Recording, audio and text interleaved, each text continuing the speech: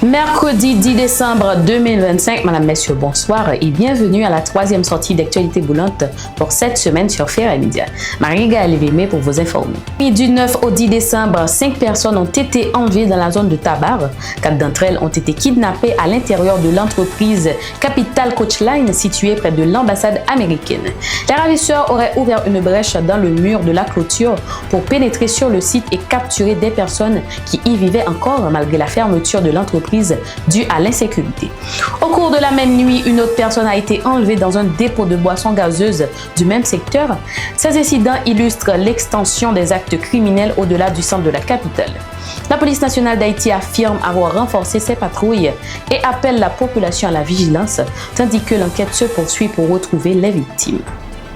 Le gouvernement haïtien se félicite du soutien renouvelé obtenu lors de la réunion du groupe de soutien à la force à l'ONU sous la direction du Canada et avec l'appui des États-Unis. Plusieurs pays ont annoncé de nouvelles contributions pour renforcer la réponse à la crise sécuritaire. Le Premier ministre Alix Didier Fils-Aimé estime que cette mobilisation internationale est essentielle pour rétablir l'autorité de l'État et préparer des élections libres. Haïti réaffirme sa volonté de collaborer avec ses partenaires afin de garantir l'efficacité du GSF et de restaurer durablement la sécurité dans le pays. Autre point de l'actualité, le compas est désormais inscrit au patrimoine culturel immatériel de l'UNESCO, une première reconnaissance mondiale plus de 70 ans après la naissance de ce genre musical haïtien. Cette inscription résulte de la démarche menée par Dominique Dupeil, ancienne représentante d'Haïti auprès de l'UNESCO, déjà à l'origine de l'ajout de la soupe Joumou et du cassave sur la liste.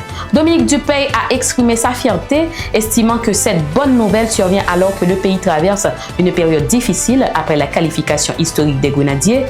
Elle voit dans cette reconnaissance un symbole fort, la preuve qu'Haïti conserve toute sa place dans les échanges et créations internationales. Selon elle, la contribution du pays aux arts, au sport et à l'humanité demeure plus que jamais possible. Le juge Benjamin Félix-Mé a ordonné hier mardi 9 décembre 2025 le renvoi devant le tribunal criminel de Magali Habitant, Victor Profane et Léonore Desvallons, ainsi que 2 policiers, tous accusés d'entretenir des liens présumés avec des groupes armés. L'ordonnance a été transmise au parquet de Port-au-Prince pour les suites judiciaires. Parallèlement, plusieurs personnes interpellées dans le cadre de cette même affaire, notamment le chauffeur de Madame Magali Habitant et des proches de Victor Profane, ont été remises en liberté. L'affaire se poursuit devant la justice. À l'occasion de la 77e journée mondiale des droits humains, l'Organisation de droits et la vie humaine alerte sur la dégradation des droits fondamentaux en Haïti.